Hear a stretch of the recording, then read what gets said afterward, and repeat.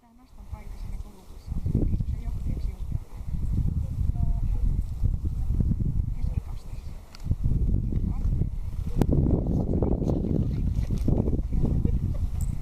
Mikä? Onko vielä kenkäs leikki? Joo. Katsotaan sitten, kun se kohta siihen pisteeseen päästä. Minkälaisessa oloissa asut kaupungissa maaseudulla? Onko sellaista pihalla, se Nastan on vapaana? Miten jos tulee ukko-outo ihminen siihen pihalle, niin minkälainen on vastaanotto tämän koiran osalta? Lähikontaktia mielessä. Onko se tullut laukauksia elämässä aikana?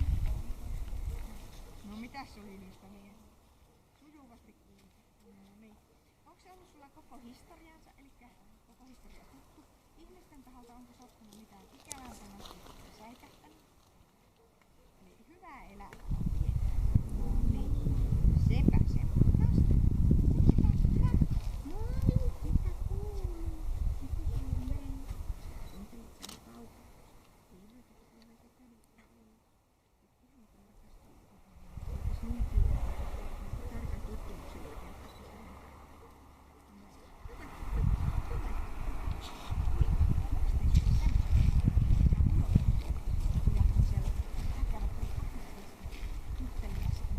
Joskus semmoinen, että mamma on niin semmoinen, että siitä otetaan kaikki voimat. Sellaanpas tästä. Vähän niin. Oletko äipä?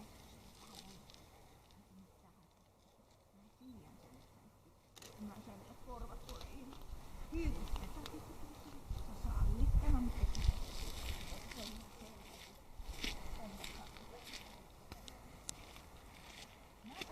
luulen, että me nyt aloitetaan tää tutkimus. seiso päästele kivet.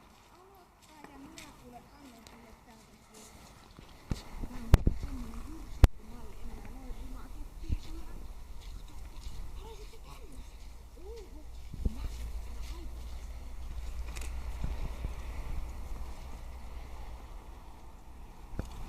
Eikö äiti pääsisi? Hetki leikki.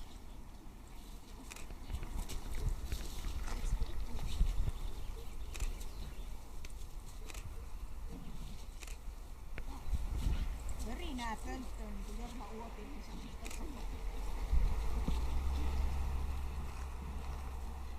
Saat oikein kuule renkaat kuumeksi, niin ohjaa minulle tänne päin, niin minä otan sitten kullekin. Oikein saatte nyt särkiksi kepin. Ihan päreiksi saa mennä koko keppi. Saa pitää sikariutusta ja nyt mä kultaan.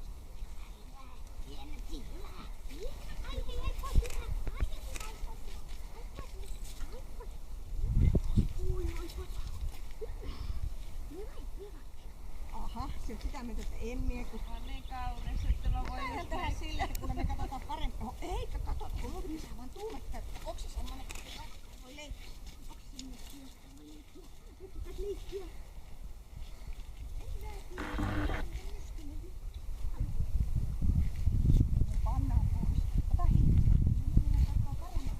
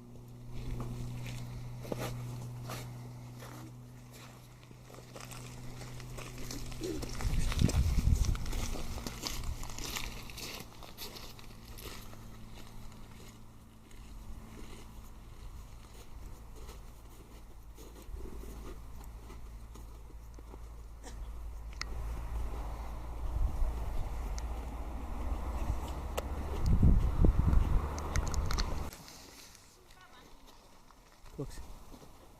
Seinässä on 2 silmää. Toinen on semmoinen metallinen ja toinen on semmoinen kankainen. Laita siihen kankaiseen. Hylkääkö ilman mitään sanoja tai eleistä?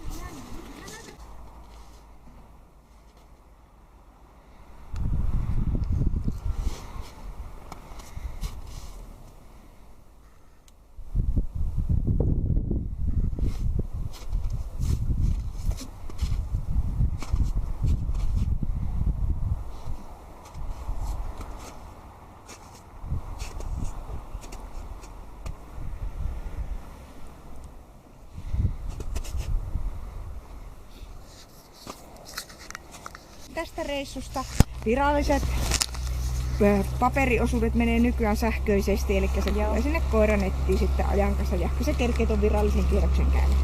Laukauksen suhteen tällä koiralla ei ole ongelmia, se on laukausvarma. +3 siitä. Luoksepäästävyydessä siinä me tullaan pikkasen semmoisen haastealueeseen. Ja hän on erittäin valikoiva. Ihmisten suhteen erityisen valikoiva, että kyllä sitten sietää ihmisen kosketuksen, mutta mieluummin väistäisi vierasta. Joo. Ja siihen pääsee koskea, mutta se ei nauti ventovieraan ihmisen kosketuksesta. Eli plus 2b, luokse päästävä, hieman pidättäväinen. Kovuus, pehmeys oksilla, miten se muistaa, kun sitä säikytetään? Kyllähän se muistaa. Se pikkasen tuottaa sille ajoittain semmoista tuumaamistauon tarvetta, mutta se pystyy ratkaisemaan asiat pienellä ohjaajan tuurilla. Eli silloin plus 1 hieman pehmeä on jopa varsin kuvaava asia tälle koneelle. Temperamentti, mielenvilkkaus, reaktioiden nopeus. Tässä haluaisin painottaa erityisesti tuota mielenvilkkautta. Sillä on hyvä mielikuvitus. Sille tulee pikkasen sen pehmeän kautta jumia, mutta se myös on ennakoivinaan jo mahdollista tulevaa. Et se ihan puhtaasti elä tässä, vaan jos sitä säikäyttää, niin se ajattelee, että vielä tulee jostain, se on se pahempikin vielä tulossa. Ja toi erikoiskokeen väistö oli tällä kertaa erittäin vilkkaalle koiralle todellakin tyypillinen. Se on kaikissa ilmansuunnissa erityisen nopeasti, niin että ihmisen on todella vaikea hahmottaa, että mihin ollaan menossa. Ja sitten siinä on vielä sekin siinä väistössä, että kun se on nopea, niin se on niin nopea, että se ehtii tekemään sen. Se ei ole pelkästään yhteen suuntaan eteenpäin, vaan todellakin laveat liikkeet. Tällä kertaa nähtiin hyvä väistökäyttäytyminen siinä. Ja pimeässähän siellähän ei ollut meillä mitään uhkaa muuta kuin ainoa se mielikuvitus, että mitä tällä saattaisi tapahtua. Ja se teki niitä, että pikkasen oli ajoittain, voisinko, uskallanko, pystynkö, oma ihminen siellä nurkassa. Se olisi yhdellä kerran, eka kerran kun se tuli, silloin olisi periaatteessa ollut mahdollista, kun hitsi, onko tuo peikko.